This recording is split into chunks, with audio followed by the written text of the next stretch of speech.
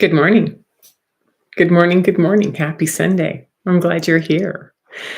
Wow. Although there haven't been a lot of solar flares that we can say are huge and have been rocking us, there's been some other things going on, and we're going to walk through that today. And the title of this, right, is like it's time to do our inner work. It's time to bring that inner and outer into collaboration with each other, to actually value what's going on the inside much more than we have in the past. So, thank you for being here. If this is valuable, please like and subscribe because it's so much fun to see this community growing. Please put your comments down in the comment section because if you're chatting with me while I'm talking, it's really hard for me to keep track of all this energy and this message. So sometimes I can look over and comment on it, but very rarely. So put your comments in the in under the description. And if you'd like to get a hold of me, you can get a hold. You can find the links down there as well. So hello again. Wow, it's been an exhausting week, hasn't it? Exhausting, like I just don't have the energy to do the things that I used to do.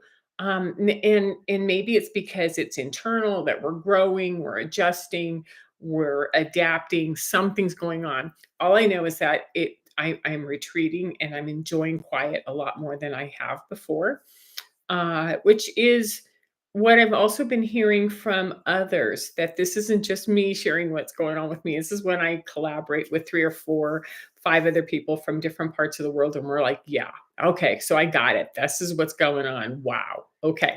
Now, the external is becoming a lot more demanding.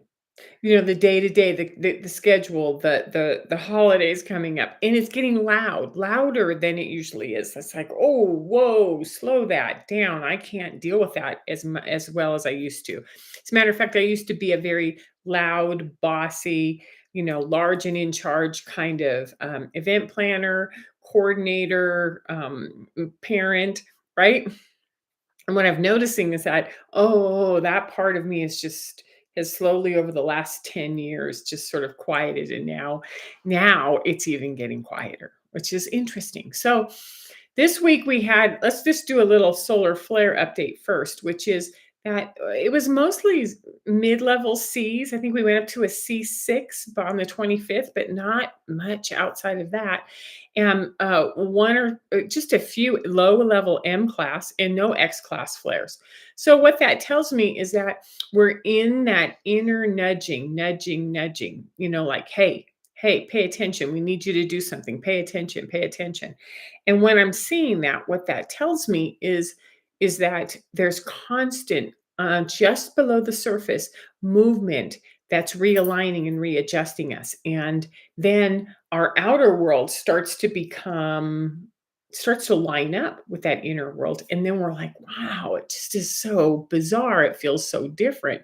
And there's also something else that happens that happened this weekend. So I want to talk about this weekend because the week was sort of non-eventful outside of these two things outside of Neptune and Mars sort of heading off, which, boy, if you want to do astrology, I really suggest that you get over to let's see, uh, Madrona, Madrona's Pulse on YouTube, or my new discovery is, and not so much new, but I just love her work, is Sabrina Lynn at Rewilding Women.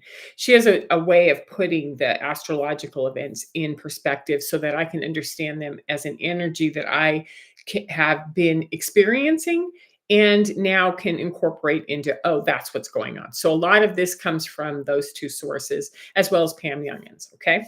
So there are two big energies that happened this weekend that I think we want to go through. The first one, yesterday, Saturday, was that we had a geomagnetic storm. Now, a geomagnetic storm is when there's some CMEs released from the sun, and they just put this whirling wind and effect on us, right? So I think the way that it's a disturbance in the horizontal component on the Earth's magnetic field. So if we have the Earth and then there's just the atmosphere in the realm around our earth, right? Then this starts to shake, and any place between the earth's surface and this area is just under constant agitation, is probably the best way to say it. So yesterday, Saturday, on Mountain Standard Time at 6:21 a.m., we started with the. So here we go. So we're this is what normal looks like. So, here at 6:21 we started to get into some of these bumps, right?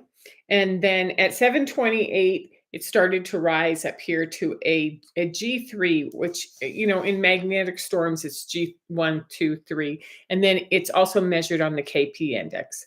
And I've got that as well. Okay. So just follow me here. Then it went into this thing. And what we started to watch on Saturday morning was this red line starting and then growing and growing. And we weren't sure how big it was going to get or how long. So this was about I can't remember. Can't remember how long. I think it ended up being about 6 hours on Saturday morning, right? Mountain Standard Time in the US. So use your UTC timelines to see what that is, right?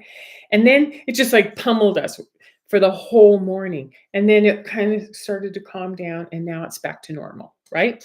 So if we were to look, so these are kind of things that Pam Youngins puts out on Facebook. And I love that she put this little graph because, if the maximum KP index is at 9, then we were hanging out at 8 during that time. So you can tell that was a really intense time for us. And energetically, it was just shaking us in doing something, but we weren't really sure what. Okay. So coinciding with that, so we have this huge geomagnetic storm. And then on the tails of this, so this thing started to, this is from what did we say? Like 8:18 a.m. to like 1 o'clock. And so in the afternoon. And so right in through here is when Saturn went retrograde, which meant that Saturn stopped moving in its rotation. And between now and November, it's moving backwards, which is deepening and going into the internal and saying, no, no, no, no. I can't progress any further until I go back and make sure that I locked all the doors, that I took care of the whole thing, because it's foundation work, right? So let's talk a little bit about Saturn because I loved the way Sabrina explained it on Rewilding, because Saturn's about structure. It's about self-mastery. It's about building the foundation. It's a very masculine energy. And so there are times when I'm like, Saturn reminds me of my college professor, Vince Jacobs, reminds me a lot of Dumbledore. Sabrina said that it reminds her of Mr. Miyagi or Gandalf. And it's kind of like that masculine energy. And I'm going to put one more in there, which is, have you ever worked with a house inspector where you find this beautiful house and you love it and it's so great, and then you go get the inspection and they're like, foundation has termites, the railing's falling apart, the plumbing needs to be updated, and you're like, no, don't tell me I have to do all of that. And then you have to decide, am I going to keep this house and do this work, or am I going to keep moving, right? So it's like Saturn's this masculine management system that says, hey, you had a contract, you had some agreements, and how are you doing on those? And I think Saturn's the one who's been doing all this nudging in the C classes, like, hey, wake up, wake up, wake up, wake up. Because what we're doing is we're shifting inwards and we're having this restructuring from the inside out. And when we're doing that, this internal work is getting stirred up. Now, to put this in perspective, Saturn is in Pisces. Pisces in the 12th house. Pisces is the deepest sort of on the other side of the veil astrological sign or zodiac sign that there is, right? So Saturn's hanging out in Pisces, and they're not really that they don't get along that well anyway. And Saturn's now like, so how are we doing with that deep work you've been like, oh my God, how are we going to do this deep self-exploration work that We might know how to, we might not know how to, or we think we've done it and it's not even close, right? So what's happening, and I've got my cards, is that, we're getting all this information from these geomagnetic storms that are informing us, right? And then Saturn is kind of going like, you have this beautiful being inside of you that we want to create a foundation, and we want to bring the unseen, this inside, into the scene, into your life. We want you to start incorporating this. And it's going to take a tremendous amount of courage for you to do that. And it's time. It's time. So, what that tells me is that last week we talked about the fact that these clairs are starting to come up from inside. And the clairs come through this kind of vehicle, right? They are the ones that, we start to go like, our senses are, oh my gosh, there's something going on. And so, what this looks like is we're starting to identify with this internal matching with the external, like, oh, when I'm around this person, I feel this, or I can match energy with them. I can feel so like the world is so big, but if I just focus on what's in front of me, bring my eyesight in, I can alleviate some of the overwhelm and stress. And wow, do I have to learn how to just go with the flow, just be in this and relax, because if I curl in a ball and fight it, I'm going to sink. Now, I brought over two other cards from the light series because I thought it was absolutely the best, because this is Pisces, the Hanged Man. So with the Hanged Man, it means like you can be hung upside down, you could be shook, right? And the idea is to play with it. Like, wow, I wonder what's going to come out when I'm upside down. And I love that she's got all this sparkle and these swirls of light coming from her. She's not worried about it. She's not afraid. And then the Eight of Cups, which is yet another water sign that's just affiliated with Pisces, which is, I have this fire in a bowl and I have this secure spot, but I'm going to go over here and find out what this is. So this is what we're being asked to do, right? Because our clairs are they're coming online and they're unseen. We don't know very much about what happens when we get memories from our smell, or we have sight and we start to see these patterns and things start to come into play for us. They can feel like we're losing it, we're a little crazy maybe, or we're just coming online with some new skills that Saturn's helping us take a deep dive into, right? So this over this 5-month period between now, the last 2 days, it was 28th, 28th, and then 29th, and then 30th is like this weekend, is that we're going from here into November, all the way to November, doing this internal deep dive, um, training, exploration, uh, discovering, right? Because our minds have been in the last week, I noticed that as this stuff has been coming in, I've been a little overwhelmed, and I've also been really, really foggy. And when our head is foggy, it can look like overwhelm. It can look like exhaustion. It could look like I don't know what to do, because the world as I know it isn't doing what I thought it would anymore. I'm a little confused, right? So it feels like, our outer institutions and our norms are just distracting us. They're not really what we want to do anymore. That we're experiencing a lot of information coming in from within, from places we don't know. I've got this great list in front of me. I have to remember to say it because I can just skim right over it. That this is different, that we're learning how to be internally focused instead of externally focused, because the external's just been so loud and so demanding. And I'm wondering if the external hasn't been in place doing that for the last few centuries, if not millennia, right? And that we're responsible for so much on the outer world. How do we start to take responsibility for what's going on inside? Because now, we're being consciously pushed, nudged, reminded to adjust, to shift, and there's some big stuff going on. So I have some tips for you about what do we do with these new transits, events, things that are happening, right?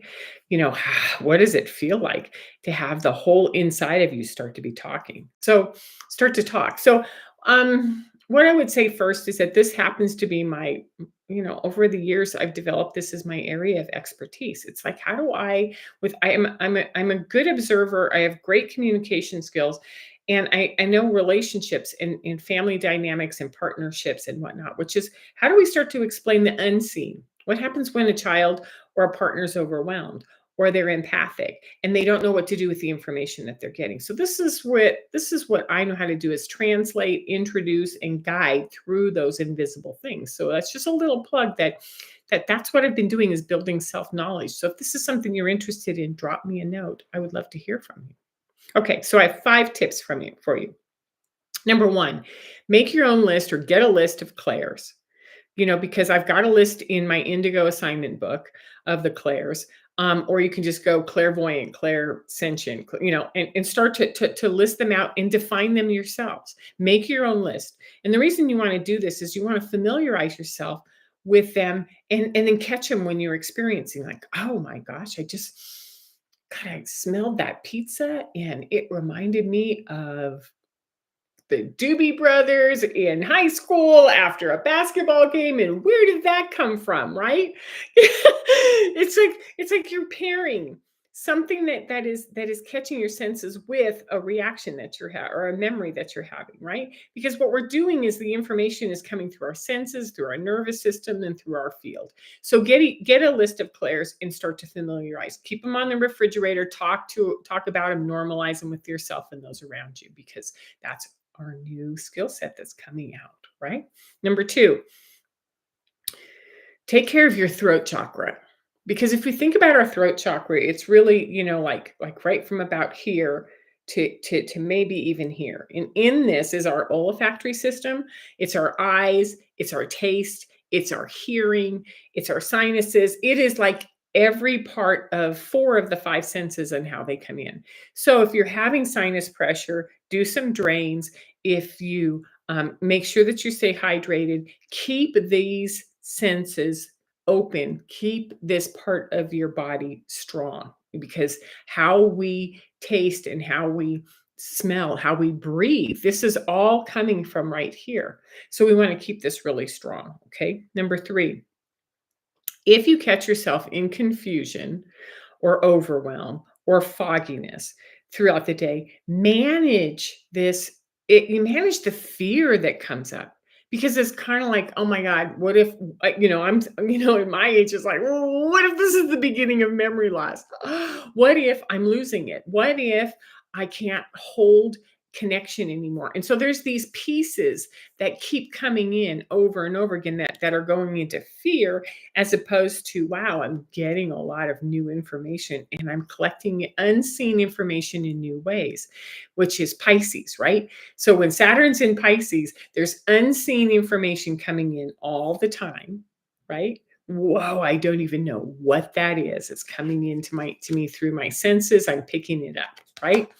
And what's happening is that now you get to smile and you get to clear some space and create a system for how you're going to rebuild your foundation around this, because Saturn is very much a foundation builder. And so the foundation, so what we're doing is we're bringing experiences into from unseen into seen and known in the 3D. So right. So when you feel this confusion, push aside the fear and grab it and take it and bring it into form in front of you in a way that works. Right. Number 4, let your let your observer guide you, because this week, especially this week, we're going right straight into, in the United States, our 4th of July weekend. I live in a tourist town. The parking, the driving, you can't get into a place to eat. It's just packed, right? And it's hot, or it's going to be hot. Right now it's cold and rainy, but it will be hot this week. It'll be crowded. And then, some people have days off, so no one wants to really work during this time. So, but watch how loud it gets out there, right? And let your observer guide, like, oh yeah, it feels like I'm starting to watch all these things, all these people heading in town. I'm not going that way, I'm going that way. Because what we want to do is we want to hold boundaries on what our internal essence needs, what we need at our core. right?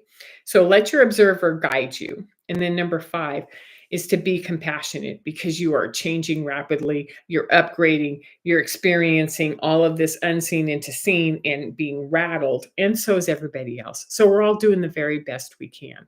And I know this went a little bit longer, and I apologize. I'm usually try to keep it shorter, but it hasn't been working lately. So thank you for your patience. Thank you for watching this, and I will see you next week. Take care.